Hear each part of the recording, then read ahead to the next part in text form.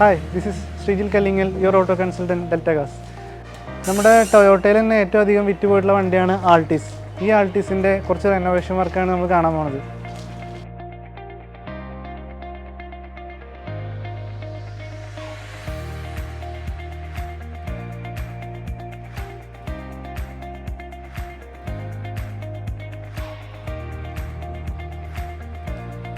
ആദ്യം തന്നെ ഇതിൻ്റെ ഫ്രണ്ടിൽ നിന്ന് എടുക്കുകയാണെങ്കിൽ ഹെഡ്ലൈറ്റ് അത് വളരെയധികം മങ്ങിയതായിരുന്നു, നമ്മളത് റീസ്റ്റോറേഷൻ ചെയ്തു.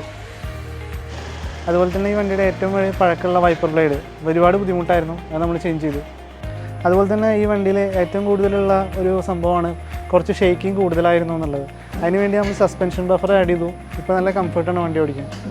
ബാക്ക് സൈഡിലേക്ക് വരികയാണെങ്കിൽ ഇതിൻ്റെ നമ്പർ പ്ലേറ്റ് ഒരു ഫാൻസി ടൈപ്പ് ആയിരുന്നു, നമ്മളത് മാറ്റി ഇപ്പോൾ ഉള്ള റൂൾ അനുസരിച്ചുള്ള നമ്പർ പ്ലേറ്റ് ആയിട്ടുണ്ട്. ഇതിൽ നമ്മൾ ഡോർ പാഡ് ഒരു പ്രീമിയം ക്വാളിറ്റി ലെതറിലേക്ക് നമ്മൾ മാറ്റിയിട്ടുണ്ട്.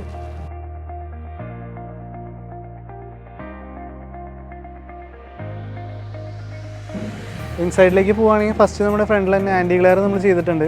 നല്ല ഏറ്റവും ടോപ്പ് ക്വാളിറ്റി ആൻറ്റി ഗ്ലെയർ ആണ്. രാത്രി ഡ്രൈവ് ചെയ്യുമ്പോൾ നല്ല കംഫർട്ടായിരിക്കും, അതുപോലെ തന്നെ വെയിലും കുറയ്ക്കാനായിട്ട് സഹായിക്കും.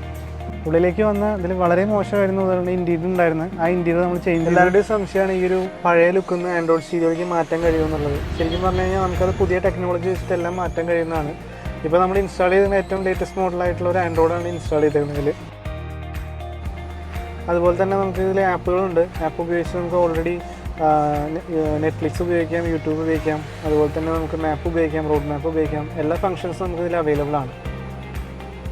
അതുപോലെ തന്നെ ഈ വണ്ടിയിൽ റിവേഴ്സ് ക്യാമറ എന്നുള്ളൊരു ഫംഗ്ഷൻ ഉണ്ടായിരുന്നില്ല. നമ്മളതിൽ പുതിയ റിവേഴ്സ് ക്യാമറ കണക്ട് ചെയ്തു. അതൊരു HD മോഡലാണ്.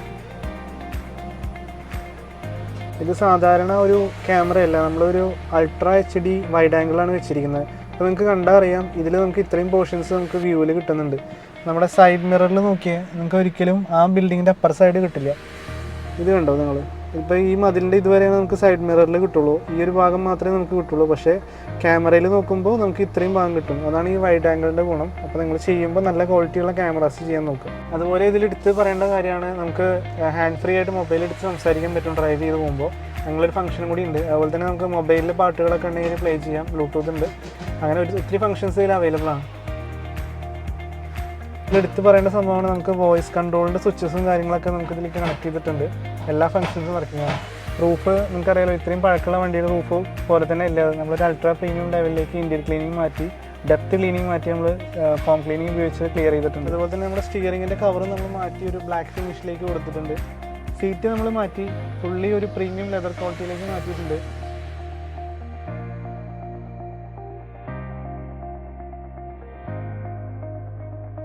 ശരിക്കും നിങ്ങൾ കണ്ടല്ലോ, ഇന്ത്യയിൽ വളരെ മോശമായിരുന്നു. ഇപ്പോൾ ഈ പ്രീമിയം ക്വാളിറ്റിയിലേക്ക് മാറ്റിയതിനു ശേഷം ശരിക്കും ഒരു ന്യൂ ലുക്ക് തന്നെ പ്രൊവൈഡ് ചെയ്യുന്നുണ്ട്. അതുപോലെ തന്നെ എടുത്ത് പറയേണ്ടതാണ്, ഇതിൽ നമ്മൾ നന്നായിട്ട് ഫോമിങ് കൊടുത്തിട്ടുണ്ട്.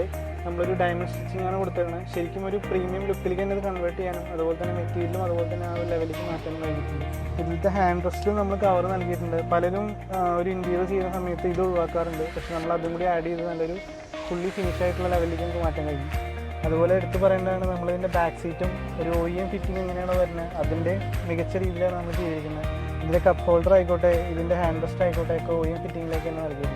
ടൊയോട്ടയുടെ ഈ പഴയ വണ്ടികളിലുള്ള എല്ലാ പ്രശ്നമാണ്, ടൊയോട്ട നല്ല പ്രീമിയം വണ്ടികളിലെല്ലാ പ്രശ്നമാണ് ഈ ഡാഷ്ബോർഡ് പൊളിയാന്നുള്ളത്.